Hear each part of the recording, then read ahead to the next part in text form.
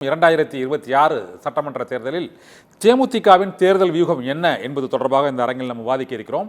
நம்முடைய தேமுதிகவின் கொள்கை பரப்பு செயலாளரும் முன்னாள் சட்டமன்ற உறுப்பினருமான அழகாபுரம் மோகன்ராஜ் நம்மோடு இணைந்திருக்கிறார். அவரிடம் கேட்கலாம் தேமுதிகவின் தற்போதைய தேர்தல் வியூகம் என்ன என்று. அழகாபுரம் மோகன்ராஜ் சார், தற்போது தேமுதிகவை பொறுத்தவரை அதிமுகவையும் திமுகவையும் சம தூரத்தில் தான் வைத்திருப்பது போல அதனுடைய அண்மை கால அந்த நகர்வுகள் தெரிவிக்கின்றன. ஏனென்றால் மாநிலங்களவை தேர்தல் அந்த வேட்பாளர் அறிவிப்புக்கு முன்பும் அதற்கு பின்னரும் 2026 மாநிலங்களவை தேர்தல் சீட் கொடுக்கப்படும் என்று அதிமுகவின் தரப்பில் அறிவிக்கப்பட்டிருந்த போதிலும் தொடர்ந்து தேமுதிக பொதுச் செயலாளரின் அந்த ட்விட்டர்களில் திமுகவை பாராட்டியும் மற்றும் அதிமுக தொடர்பான எந்த விதமான செய்தியும் இல்லாமல் ஒரு சூழ்நிலை இருப்பதால் இந்த 2026 சட்டமன்ற தேர்தல் வியூகம் என்ன என்ற ஒரு கேள்விக்குறி எழுந்திருக்கிறது.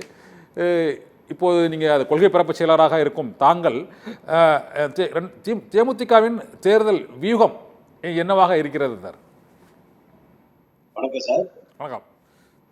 அதாவது தேசிய முற்போக்கு திராவிடர் கழகத்தை பொறுத்தவரை தேர்தல் வியூகம் என்பது தேர்தல் ஏற்கனவே கழக பொதுச் செயலாளர் பொதுக்குழு செயற்குழுல அனௌன்ஸ் பண்ணிட்டாங்க. சரி, கழக மாநாட்டிலே கூட்டணி தொடர எங்களோட நிலைப்பாட்டை மாநாட்டில் அறிவிப்போம்னு சொல்றாங்க.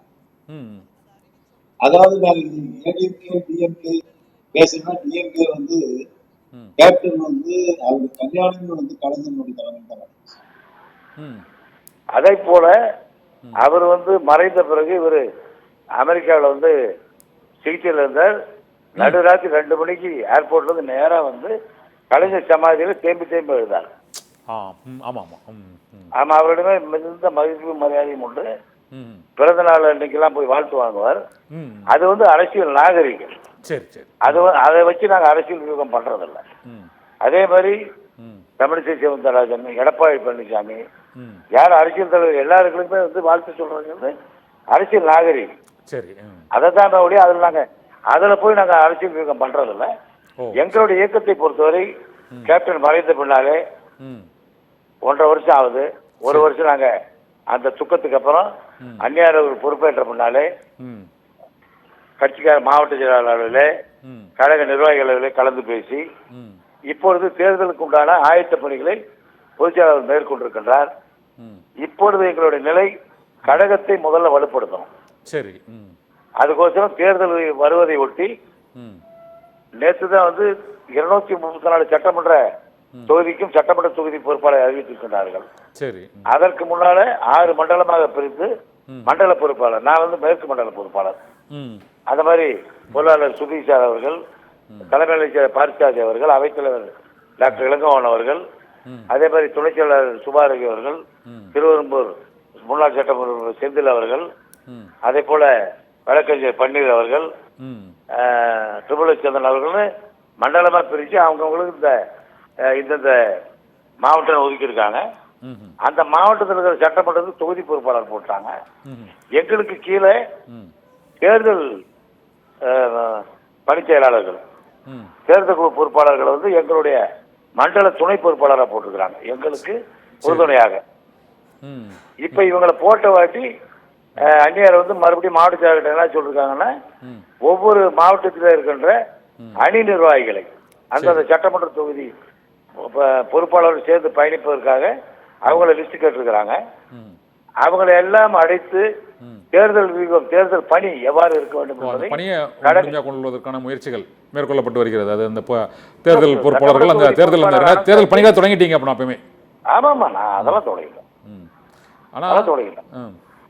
மோகன்டா சார், எனக்கு இதில் ஒரு சின்ன கேள்வி என்னென்னா, இப்போ தமிழகத்தை பொறுத்தவரை திமுக தலைமையிலான ஒரு அணி, அதிமுக தலைமையில் ஒரு அணி இருக்கிறது. 2005 வந்து தேமுதிக தொடங்கப்பட்ட போது அனைவரும் எதிர்பார்த்தது திமுக அதிமுகவுக்கு ஒரு மாற்று சக்தியாக, ஒரு மூன்றாவது ஒரு முக்கிய சக்தியாக தேமுதிக திகழும் என்று நம்ம வந்து எதிர்பார்த்தோம். 20 ஆண்டுகள் ஆகியிருக்கிறது. 2005, இப்போ 2025 முடிந்து 26 தேர்தலை சந்திக்க போகிறது. இந்த 20 ஆண்டுகளில் பல ஏற்றத்தாழ்வுகளை ஒரு தமிழகத்தின் எதிர்க்கட்சி தலைவராகவும் திமுகவையே 3வது இடத்துக்கு தள்ளியும் ஒரு தேமுதிக வந்து ஒரு முக்கியமான சக்தியாக உருவெடுத்தது 2011ஆம் ஆண்டு வரை. ஆனால் அதற்கு பிறகு அந்த தேமுதிகவின் வாக்கு வங்கியானது அந்த 2016க்கு பிறகு அந்த வாக்கு வங்கியானது சற்று அதற்கு ஈடாக அது இல்லை, அந்த வாக்கு வங்கியில் சரிவா என்ற ஒரு கேள்வி எழுந்திருக்குது. இப்போ அதை மீட்டெடுப்பதற்கான முயற்சிகள் என்ன? அந்த சரிவு ஏற்படுறது ஒத்துக்கிறீங்களா சார்? சார் அது எப்படி நான் சொல்லிடுறேன். எல்லா அரசியல் கட்சிக்குமே நீங்க தமிழகத்துல வரலாறு எடுத்து பார்த்தீங்களா, ஏடிஎம்கேக்கு ஒரு சோதனை காலம், புரட்சி தலைவர் எம்ஜிஆர் மறைஞ்சப்ப, அதுக்கப்புறம் 77ல கட்சி ஆரம்பிச்சப்புறம் கலைஞர் அவர்கள் 1980ல அவசர பிரகடனத்துக்கு பின்னாலே இந்திரா காந்தியோட கூட்டு சேர்ந்து 1980ல நாடாளுமன்ற தேர்தலை சந்தித்தார். மக்கள் செல்வாக்கப்பட்ட எம்ஜிஆர் அவர்களே 2 தொகுதியில் தான் ஜெயிச்சார், கோபிச்செட்டிப்பாளையம், சிவகாசி. அப்ப இந்திரா காந்தி அம்மா 10 மாநிலத்தில் சட்டமன்றத்தை கலைச்சப்ப அடுத்த 6 மாசத்துல எம்ஜிஆர் முதலமைச்சரா வந்தார். சரி. அப்புறம் எம்ஜிஆர் மறைவுக்கு பின்னால அதிமுக பிளவுபட்டது. அப்ப அதிமுக ஒரு சோதனை காலம். 91ல ராஜீவ்காந்தி படுகொலை ஆனப்ப டிஎம்கே கலைஞரை தவிர யாருமே ஜெயிக்கல. அப்புறம் 96ல மாநில லெவலில் காங்கிரஸ் பிளவு தமாக உருவாகுது. அப்ப அம்மையார் அவர்களே வெற்றி வாய்ப்பு தவற விடுறாங்க. சரி. அதனால அவங்களுக்கு செல்வாக்கு இல்லைன்னு அர்த்தம் இல்ல. அவங்களுக்கு செல்வாக்கு சொல்லல,